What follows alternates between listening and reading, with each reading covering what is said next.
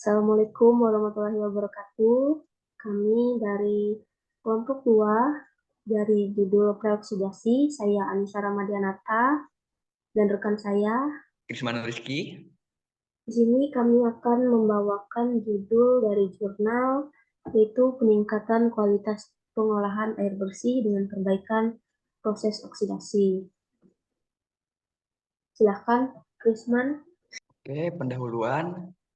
Ketersediaan air bersih sangat penting bagi industri dan masyarakat. Namun pencemaran oleh senyawa organik, amonium, nitrit, besi, dan mangan menjadi tantangan utama. Oleh karena itu diperlukan metode pengolahan yang efektif untuk meningkatkan kualitas air.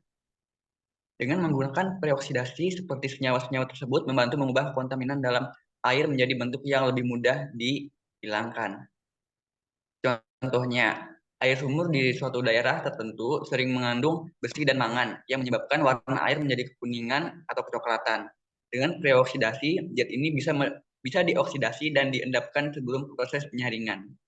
Kedua, konsep preoksidasi. Preoksidasi adalah proses yang bertujuan mengurangi zat pencemar sebelum tahap pengolahan utama, yang dapat dilakukan melalui aerasi atau penggunaan bahan kimia oksidator seperti klorin, ozon, dan perfone, membantu mengubah kontaminan dalam proses selanjutnya. Contohnya dalam pengolahan air minum, ozon digunakan sebelum filtrasi untuk mengoksidasi zat organik dan membunuh bakteri tanpa meninggalkan residu berbahaya. Next.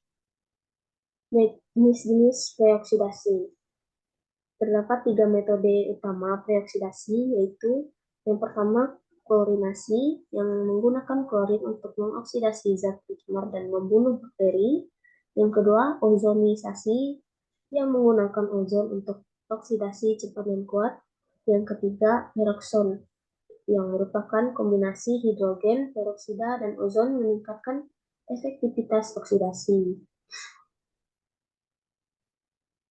Nah, efektivitas peroksidasi itu sendiri, penelitian yang kami lihat dari jurnal kami yaitu menunjukkan bahwa klorin mampu menurunkan senyawa organik hingga 75,1% pada konsentrasi 15,25 ppm dengan waktu reaksi 17,07 menit. Sedangkan ozon mampu menurunkan senyawa organik 26,9% pada konsentrasi 4,04 ppm dengan waktu reaksi 12,1 menit. Nah, sementara perokson mampu menurunkan senyawa organik 41,5% pada konsentrasi 5,41 ppm dan waktu reaksi 4,5 menit. Nah, di mana di sini menunjukkan bahwa setiap penelitian atau konsentrasi efektivitas beroksidasi yaitu memiliki karakteristik yang berbeda sehingga menghasilkan hasil yang berbeda. Next, Krisman. Seperti yang kita lihat di tabel, ada oksidator klorin, ozon, dan perokson, di mana seperti yang sudah dijelaskan oleh Nisa tadi, uh, mereka memiliki Karakteristik yang uh, untuk perokson sendiri tadi sudah dijelaskan uh, oleh Nisa. Untuk yang senyawa organik pada klorin menurunkan organik 75,1% pada konsentrasi 15,25 ppm dalam 17,07 menit, dan dia di dalam tabel sesuai dengan yang sudah dijelaskan oleh teman saya Anissa. lanjut ke optimasi proses. Efisiensi oksidasi dipengaruhi oleh beberapa faktor seperti konsentrasi oksidator, waktu reaksi, suhu, dan pH air, sehingga metode response surface method atau RSM digunakan untuk optimasi parameter oksidasi guna mencapai hasil yang optimal. Dengan mengoptimalkan parameter ini, kita bisa meminimal penggunaan bahan kimia, energi, dan mengurangi biaya operasional. Nah, maka dari itu proses pengoksidasi air ini yaitu dapat meminimal penggunaan bahan kimia, juga dapat mengurangi biaya operasional.